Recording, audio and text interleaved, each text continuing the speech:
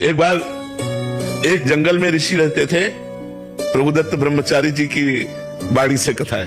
तो वो पपड़ी पाते थे, जो वृक्ष की छाल की सूखी हुई पपड़ी, क्योंकि उनको ये था कि अगर मैं अच्छा पदार्थ पाऊंगा तो काम पीड़ित करेगा और मैं काम विजयी बन के दिखाऊंगा। तो 12 वर्ष उन्होंने वृक्ष के सूखी छाल की पपड़ी पा करके और कठिन भजन किया। अब तो महातेजस्वी हो गए।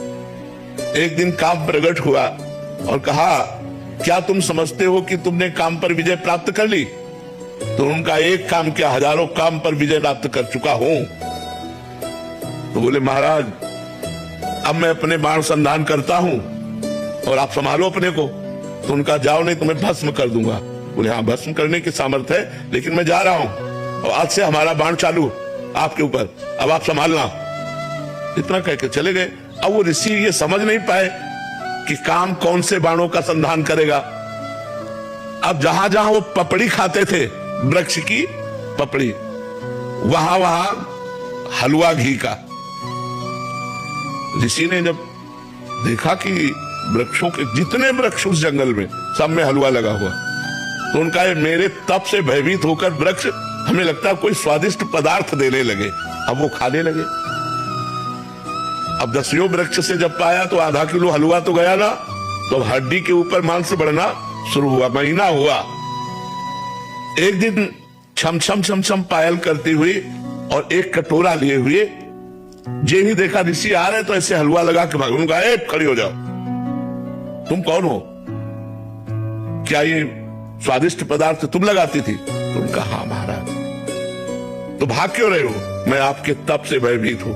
बोले, नहीं नहीं नहीं, महीनों से इतना स्वादिष्ट पदार्थ पवार, क्योंकि पहले अन्न जाएगा तो बुद्धि बदलेगी ना। तुम इतना स्वादिष्ट पदार्थ पवारे, तुम भयभीत क्यों हो रही हो? तुम बोले, महाराज वृक्ष में चुपचाप इसलिए लगा जाती थी कि आपकी सेवा बन जाए, मैं आपकी सेवा करना चाहती हूँ। बोले, लाओ कटोरा, वृक्ष में लगाने की जरूरत नहीं है।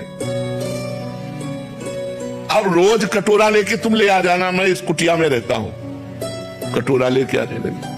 काम ने चैलेंज किया था, मैं अपना बाण संधान कर रहा हूं, तुम सावधान। फिर एक दिन पूछा, तुम इस जंगल में क्यों रहती हो? तो उनका, मेरी माँ तपस्विनी है तो मैं अपनी माँ के साथ रहती हूँ। तो आखिरकार तुम्हें ब्याह तो करना ही पड़ेगा। कहा, ये तो माँ का विषय है, मेरा विषय तो है नहीं, ये तो माँ जाने। नहीं, अगर आप राजी हो ब्याह करने के लिए तो मैं कैसा रहूंगा आपके लिए? अरे महाराज, हम तो आपकी सेवा में लगी है, हम तो आपकी सेवा में लगी है, आप आदेश कीजिए। तो बोले, माँ से बात करके आप कल आना। बोले, अवश्य।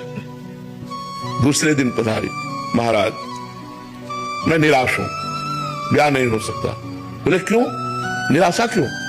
बोले, माँ ने एक शर्त रखी है कि अपना मुंह काला करके मुझे पीठ में बैठाल कर और अपनी कुटिया से और मेरी माँ की कुटिया तक आपको घुटनों के बल चलना पड़ेगा और मैं आपके पीठ में, और ऐसा मैं आपसे करवाना नहीं चाहती। तो उनका, अगर संध्या काल में ये काम हो जाए तो? बोले, वो काल कोई भी हो, लेकिन आपको ये करना पड़ेगा अगर ब्याह करना है। महाराज राजी हो गए। मुंह काला किया, पीठ पे बैठाला, घुटने के बल चले। और जब आप पहुंचे तो काम खड़ा था। उसने कहा, ये मेरी रची हुई माया है, मैं ही हूं इसका स्वामी। बोल, तेरी तपस्या कहां गई?